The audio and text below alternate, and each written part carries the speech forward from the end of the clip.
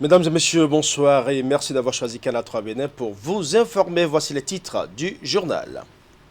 Cotonou abrite depuis ce matin la 3e conférence annuelle de sécurité intérieure. Au cœur de cette rencontre, les défis de la coproduction de la sécurité, un rendez-vous d'échange et de partage entre les professionnels de la sécurité et les acteurs civils sur la vision sécuritaire du gouvernement. Demain, vendredi 6 mars 2020, tous les artisans de nos villes et campagnes seront à l'honneur à travers la journée de l'artisan béninois édition 2020. À quelques heures de la célébration de cette journée, le ministre Modeste Tionté Kérékou a adressé un message à l'endroit des acteurs du secteur. Dans ce journal, la teneur du message rendu public. Dans ce journal, nous irons également à Djougou pour parler du rôle de la femme pour un foyer en paix et uni. C'est le thème d'une conférence animée pour mieux outiller les femmes politiques de la commune. Il s'agit de les amener à savoir concilier leurs activités politiques à celles de leurs foyers respectifs. Voilà pour les titres, mesdames et messieurs. À nouveau, bonsoir. Ouverture ce jeudi à Cotonou de la 3e conférence annuelle de sécurité intérieure. C'est un cadre d'échange et de partage entre les professionnels de la sécurité et les acteurs civils sur la vision sécuritaire du gouvernement et bien sûr les défis de coproduction de la sécurité. L'édition 2020 de cette conférence parle du renseignement territorial et de la prévention de l'extrémisme violent. Reportage. Après le succès des 2 premières éditions, la 3e conférence annuelle de sécurité intérieure s'ouvre ce jeudi à Cotonou. Une initiative du ministère de l'Intérieur et de la Sécurité publique qui prend en compte le volet sécuritaire du programme d'action du gouvernement. La conférence réunit les professionnels de la sécurité, les acteurs civils et les partenaires techniques et financiers. Le bilan des éditions précédentes est positif. Pour rappel, la première conférence de sécurité intérieure a été déterminante dans l'élaboration du document stratégique sectoriel de sécurité intérieure. La 2e édition, quant à elle, aura entre autres jeté les bases de l'application des innovations technologiques dans la coproduction de la sécurité avec un certain nombre de projets déjà opérationnels ou en cours d'opérationnalisation. Le thème central de cette conférence annuelle de sécurité intérieure est intitulé « Le renseignement territorial et la prévention de l'extrémisme violent ». La communication inaugurale qui porte sur le concept du renseignement sera présentée par l'ancien ministre de l'Intérieur et actuellement député à l'Assemblée nationale, Benoît Degla. Des assises organisées avec le soutien de la Fondation Hans Seidel. Je peux quand même dire que le Bénin est parmi les vedettes en matière de police citoyenne, communautaire, police de proximité ici dans la sous-région. Vous donnez vraiment des exemples et c'est pourquoi nous allons continuer à poursuivre aussi avec notre soutien aux échanges dans la sous-région.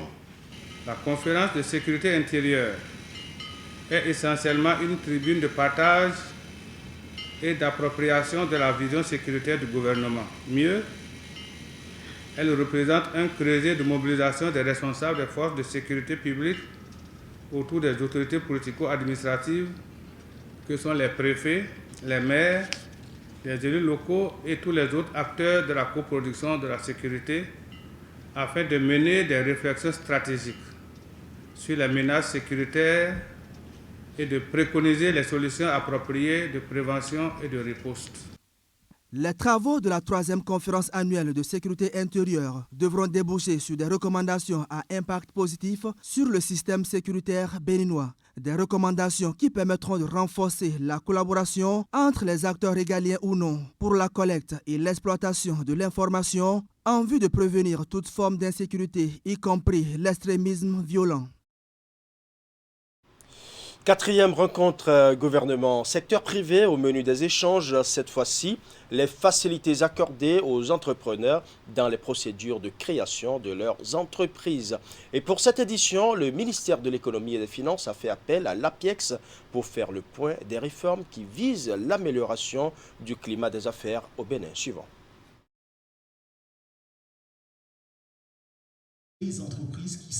Les acteurs du monde des entreprises échangent ici avec les autorités gouvernementales sur les innovations et les facilités qui leur sont accordées désormais par l'État béninois. C'est la 4e rencontre organisée par le ministère de l'économie pour faire le point des réformes visant l'amélioration du climat des affaires Et pour ce numéro, le directeur général de l'Agence de promotion des investissements et des exportations a annoncé les facilités liées aux procédures de création des entreprises. Nous avons aujourd'hui mis en place un outil qui permet à toute personne qui souhaite créer son activité, à toute personne qui souhaite modifier son entreprise, de pouvoir le faire dans d'excellentes conditions, sans être obligé d'avoir en fait des tracasseries administratives. Et donc pour nous c'est une grande avancée. Et c'est la raison pour laquelle je voudrais saluer vraiment le gouvernement qui nous a permis en fait d'avoir à disposition les moyens qui nous permettent aujourd'hui de pouvoir présenter cet outil. Aujourd'hui, de manière très simple, pour créer une entreprise, il faut 1h30 au Bénin. Et les statistiques, vous pouvez y accéder de manière complètement transparente. Tout le monde peut y accéder. Nos jeunes qui souhaitent créer leur entreprise, nous voulons vraiment les informer qu'ils peuvent le faire aujourd'hui encore plus facilement qu'auparavant. La TPS, aujourd'hui, qui était de 400 000 francs, est passée à 150 000 francs. Et dans le cadre de la loi de finances 2020, elle est gratuite. C'est-à-dire qu'en 2020, si vous créez votre activité en 2020, vous ne payez pas la TPS. Vous ne la payerez qu'au bout de la 2e année d'exercice. À ce rendez-vous, les patrons d'entreprises qui représentent le secteur privé ont saisi l'occasion pour exprimer leurs besoins. À cet effet, les difficultés qu'ils rencontrent ont été exposées. Le gouvernement a promis régler ces problèmes à travers les structures compétentes de l'État. Selon le représentant du ministre des Finances, ces réformes au profit des entreprises est la méthode du gouvernement pour accroître la création des entreprises afin de booster le nombre d'emplois, mais aussi la création de la richesse. Je suis franchement content et satisfait de m'apercevoir que des choses aussi rares se déroulent dans ce pays. Vous avez la possibilité de rester chez vous et de créer votre entreprise au Bénin. Il existe encore en Europe beaucoup de pays dans lesquels vous n'avez pas ça. En Côte d'Ivoire, c'est combien? C'est 45 000. En Côte d'Ivoire, vous le faites quoi? En 24 heures. Au Togo, en 7 heures. Au Bénin, c'est en 1h20. Bon, on n'a pas besoin de faire beaucoup de bruit, mais c'est important de le savoir. Au Bénin, avec cette panoplie de réformes au profit des entreprises, le Bénin a déjà enregistré de nombreuses performances. À fin 2019, 28 000 entreprises ont été créées, soit une croissance de 16% par rapport à 2018. Le directeur général de l'APS a précisé également que 120 entreprises sont créées par jour et que l'exécutif travaille à les accompagner.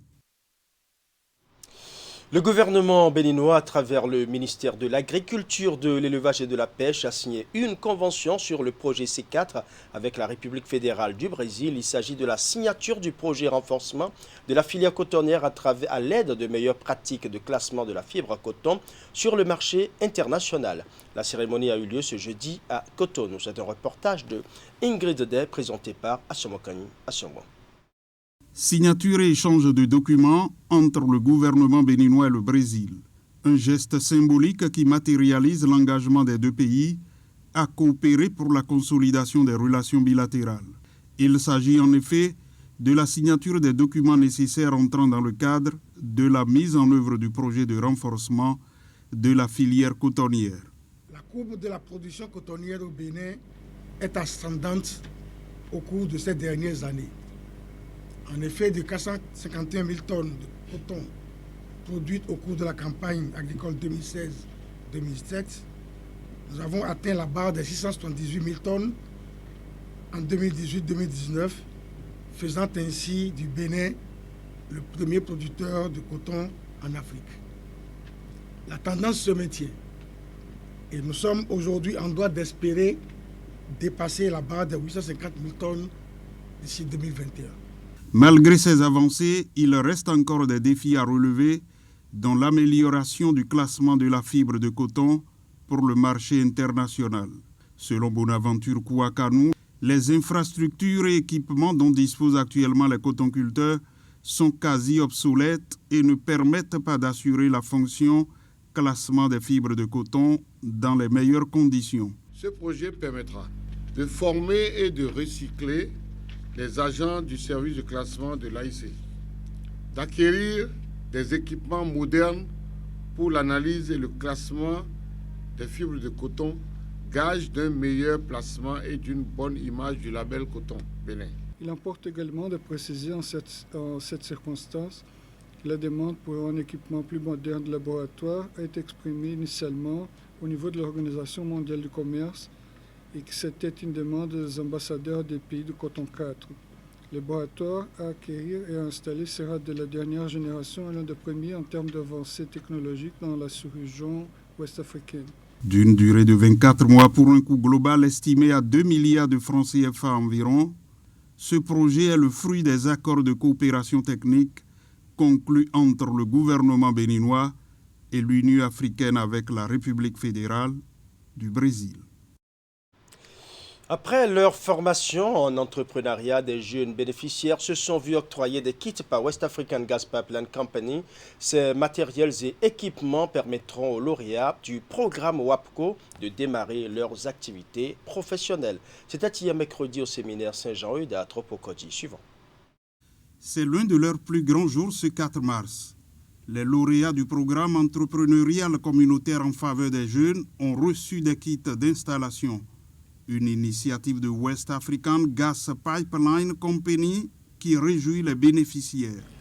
Cet acte que vient de poser WAPCO, en nous permettant de bénéficier des formations professionnelles ayant des objectifs orientés vers l'emploi, le tout couronné par des dons de matériel et équipements, est louable et édifiant. Le WAPCO est une société qui contribue au bien-être et au développement de ses communautés. Elle s'implique aussi dans l'octroi de bourses de formation professionnelle aux jeunes pour se lancer dans l'entrepreneuriat. Pour le WAPCO, c'est un objectif atteint aujourd'hui. Je suis très heureux, très ravi d'être parmi vous ce matin pour officiellement remettre les kits de démarrage d'activité aux lauréats du programme d'entrepreneuriat de WAPCO pour la jeunesse et surtout aussi pour les remercier. L'initiative du WAPCO vient appuyer les efforts du gouvernement béninois qui met l'accent sur la formation technique et professionnelle. Le représentant du ministre de l'Énergie s'en félicite. Après plusieurs années d'études et d'apprentissage dans différents corps de métier, plusieurs de nos enfants reçoivent leurs premiers outils et parchemin de fin de formation, gage d'un accès certain à l'auto-emploi. La problématique de l'auto-emploi constitue pour le gouvernement une préoccupation majeure et il n'a de cesse de rappeler l'importance de la formation, une formation de qualité qui devrait assurer à tous les enfants du Bénin un emploi décent et un savoir-faire susceptible de leur garantir la réussite sociale. C'est donc parti pour des expériences individuelles. En recevant les kits, ces jeunes prennent ainsi leur destin en main en promettant de réussir leur vie professionnelle. La charte d'équité homme-femme au Bénin a été signée jeudi 5 décembre 2019 à Cotonou par les partis politiques. Cette signature crée des conditions nécessaires pour l'implication des femmes dans la vie politique. Une implication accrue qui n'est pas sans conséquence dans les foyers. Pour outiller les femmes politiques de la commune de Djougou à concilier facilement leurs activités politiques à celles de leurs foyers respectifs, une conférence a été organisée sur le thème « Le rôle de la femme pour un foyer en paix et uni ». Reportage.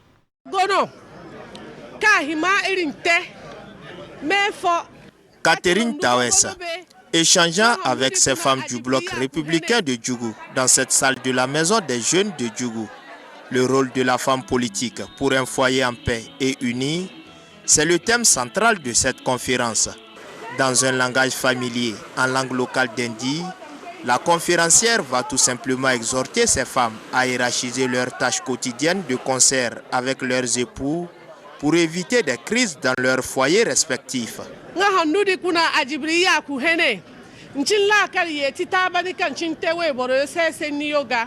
Initiée par Soumeya Traoré, présidente du mouvement Femmes Dynamiques de Djougou, suite au constat selon lequel la plupart des femmes engagées en politique éprouvent d'énormes difficultés à remplir leurs obligations conjugales.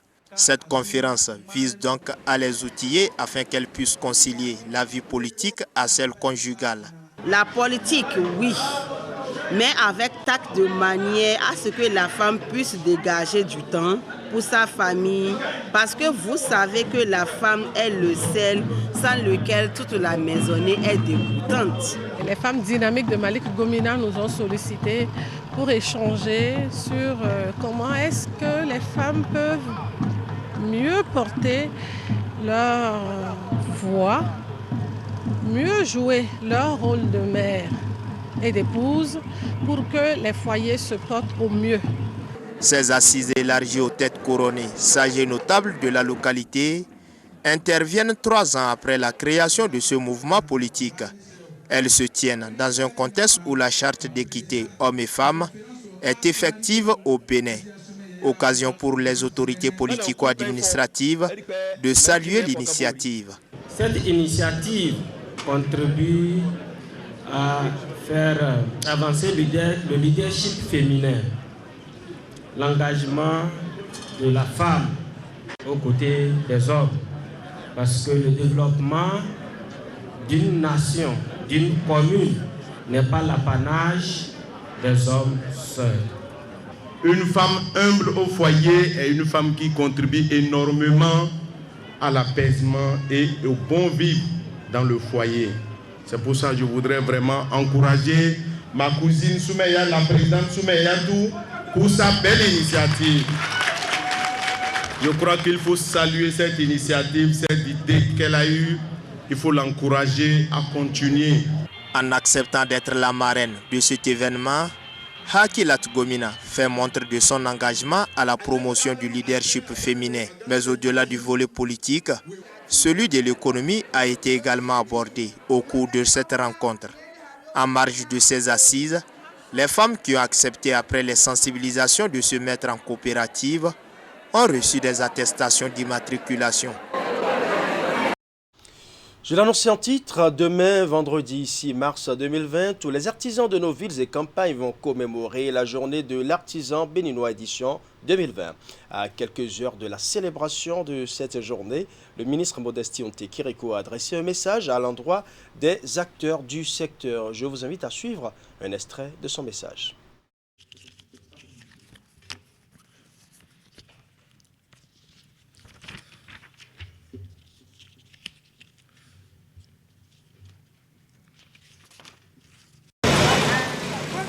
On les retrouve de plus en plus en circulation dans la ville de Djougou, aussi bien dans le transport des marchandises que celui des passagers.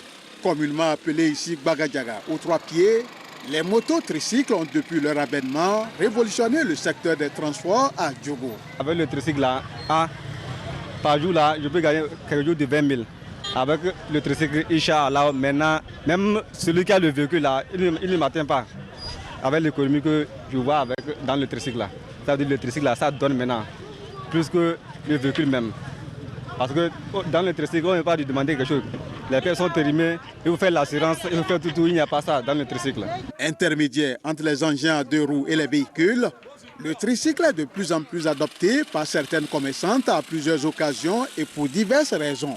L'avènement aujourd'hui des tricycles pour faciliter le déplacement de nos biens est la bienvenue, puisque cela permet d'avoir un certain nombre de sérénité en matière de déplacement de nos marchandises, puisque la plupart nous allons souvent dans les marchés et le seul moyen de pouvoir faire déplacer nos biens, on ne peut pas le faire techniquement par nous-mêmes. Il va falloir solliciter, disons, ceux-là qui en possèdent autrefois les pousse-pousse qui aujourd'hui travaillent avec des tricycles pour faciliter le déplacement de nos biens vers nos magasins. Les tricycles sont plus avantageux pour nous que des pousse-pousse parce que lorsque nous avons plus de colis, déjà à 3 à 5 colis, déjà les pousse-pousse ne peuvent pas nous rendre service. Et encore avec les pousse-pousse, c'est encore plus cher que les tricycles. Lorsque nous prenons des tricycles, c'est très moins cher, c'est très avantageux pour nous. En un seul voyage, ils peuvent nous ramasser tout le colis que nous possédons. Et également avec les tricycles, nous avons moins de pertes de nos colis. Avec les tricycles, on a l'opportunité de monter ensemble avec nos colis dans le tricycle jusqu'à la destination. Ce que nous n'avons pas aux côtés des pousse-pousse. Avant l'avènement de ce nouveau moyen de transport, ce sont les pousse-pousse qui dictaient leurs lois dans le transport des marchandises en ville. Mais aujourd'hui, la donne a changé. Peu de personnes sollicitent les pousse-poussiers, première victime collatérale de l'avènement des tricycles à Djougou. Il y a les gens qui poussent le pousse-pousse pour m'allier, pour faire tout. Maintenant, nous sommes entrés dedans, il y a les 3 pieds, même colis, il n'y a pas pour un colis même à pli. Maintenant, il n'y a rien. Depuis matin, je suis sorti, même colis, je n'ai pas pris. Je suis là pour s'asseoir seulement. Avant, mon papa, il fait le travail de pousse-pousse. Par jour, il gagne quelque chose de 15 000. Bon, maintenant, comme le tricycle est venu, il a arraché le marché complètement. On ne trouve même pas ce que l'homme va faire maintenant pour trouver 1000 francs dans pousse-pousse. C'est difficilement, on arrive à trouver les 1000 francs. Autrefois pourvoyeur d'argent pour leurs conducteurs, aujourd'hui le pousse-pousse n'est plus rentable à cause des tricycles.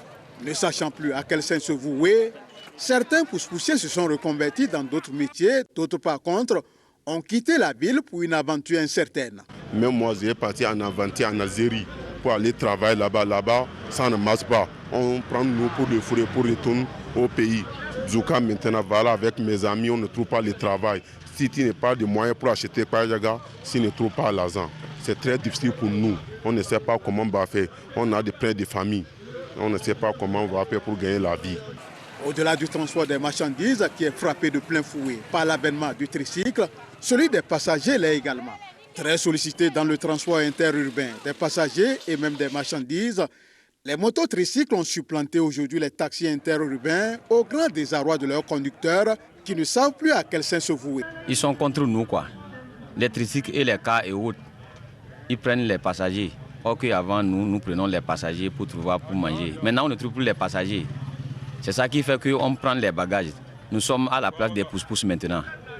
Parce que même si tu sors, tu gardes ton véhicule du matin jusqu'au soir, tu ne peux trouver au moins aucun passager. Et après, on va dire qu'il y a un bagage que tu peux amener à tel endroit pour trouver quelque chose à manger. C'est ça qui nous amène à prendre les bagages. Effectivement, c'est nous qui amenons les bonnes dames au marché. Et avec l'avènement maintenant, on a constaté que c'est les tricycles qui prennent nos passagers maintenant. Parce que les tricycles sont faits pour prendre les bagages et non les passagers. Maintenant, nous-mêmes, les taximans, c'est difficilement que nous arrivons à trouver les passagers. Parce que comme les tricycles ont mélangé le pédale dans notre secteur, vraiment, on a beaucoup de souffrance pour gagner les passagers.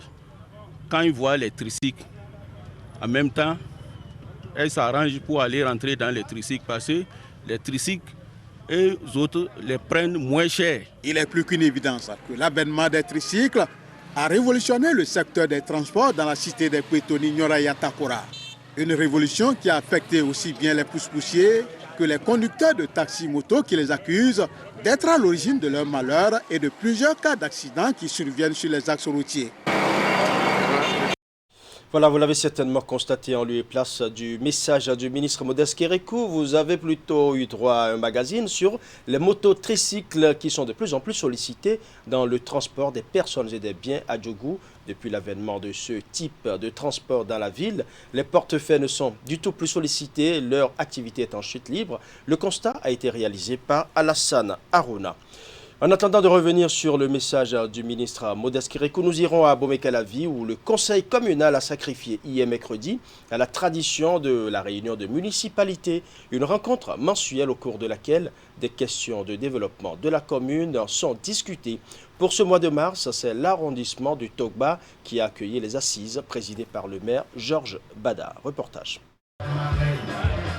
C'est la troisième fois au cours de cette mandature de la décentralisation que l'arrondissement de Togba accueille les membres du conseil communal d'Abomey-Calavi pour la traditionnelle réunion de la municipalité. Et face aux populations, le président du conseil d'arrondissement a passé en revue les infrastructures socio-communautaires construites ici. Des réalisations qui vont des centres de santé aux salles de classe, en passant par les voies d'accès, l'électricité, l'eau potable, etc. Toutes les écoles de l'arrondissement de Togba sont presque clôturées en matériaux définitifs. On a construit un grand centre de santé à Maria Gleta. Ne parlons plus de reprofilage des voies. Toutes les voies de l'arrondissement de Togba sont en train d'être reprofilées. Et de côté marchand, c'est-à-dire les marchés de Togba, on a pris spécialement le marché de Tokan dans l'arrondissement qu'on a conçu totalement. Vous prenez par exemple le marché qui est en face de l'arrondissement. c'est en train d'être construit aussi. Donc beaucoup de choses. Des infrastructures qui, en croient l'autorité communale, sont construites avec un grand apport de l'État central. À Togba, les aveugles peuvent voir que quelque chose est fait. Mais nous avons vu que depuis un certain temps, l'État central écoute les communes. Et les communes écoutent la population. C'est ce qui justifie nos séances de municipalité que nous venons faire avec vous. Nous descendons pour vous écouter. Le débat ouvert après les interventions des autorités a permis aux populations de se prononcer et surtout de saluer les efforts que déploie leur mandant pour leur mieux-être. Elles ont enfin égrené un chapelet de doléances dont la satisfaction permettrait de parfaire les œuvres déjà accomplies sur le terrain. À quelques semaines de la fin de cette troisième mandature de la décentralisation au Bénin, Georges Bada et les siens sont repartis des assises de Togba avec une caution morale et le sentiment d'une mission accomplie. Du nouveau et du beau chez Canal+, du 6 mars au 4 avril prochain, le décodeur passe de 10 000 francs à 5 000 francs CFA avec un programme bien achalandé. À cela s'ajoute la semaine généreuse pour les réabonnements avant échéance. Canal+ parle du mois de la femme, plein de surprises pour ses abonnés. C'est à travers une conférence de presse animée ce mercredi au siège de la société suivante. Les femmes sont à l'honneur en ce mois de mars et Canal+ en profite pour faire connaître ses nouvelles offres à ses abonnés. Du 6 mars au 4 avril donc, le prix du décodeur est revu à la baisse avec bien d'autres avantages. Le décodeur sera à 5 000 francs CFA au lieu de 10 000 francs CFA, et ce à partir de ce vendredi, donc vendredi 6 mars, et cela jusqu'au 4 avril. Donc on invite véritablement toutes les personnes, toutes celles et ceux qui ne seraient pas encore abonnés à Canal+, de se rendre rapidement dans les points de vente Canal+ les plus proches pour s'abonner et profiter de cette offre exceptionnelle validée par Cooclick. La magie de Canal+ en ce mois de mars réside dans la diversité de ses programmes. Tout est articulé pour maintenir l'abonné. Surtout à ne pas oublier que tous les mardis sur les chaînes Canal+ sont réservés à l'Afrique. Donc les mardis de l'Afrique, vous pouvez voir aussi bien nos émissions comme Réussite, Conquête d'Afrique ou Bonjour Santé ou encore Rendez-vous A qui vous emmène chaque fois découvrir une destination très intéressante. Mais le mois de mars, comme le disait notre DG Jonathan Lett tout à l'heure, c'est surtout le mois réservé aux femmes. C'est le mois pendant lequel nous célébrons la Journée internationale des droits des femmes. Et à cette occasion, les femmes prennent le pouvoir sur les antennes de Canal+. Les semaines généreuses se poursuivent aussi à Canal+, selon que vous vous réabonnez avant échéance. L'installation effectuée par les techniciens agréés de Canal+ sur la période du 6 mars au 4 avril passe de 4 000 à 3 000 francs CFA et sera gratuite à ceux qui souscriront aux offres Évasion Plus et Tout Canal+. Voilà, ce sera tout pour ce journal que je vous remercie d'avoir suivi. Bonne soirée chez vous.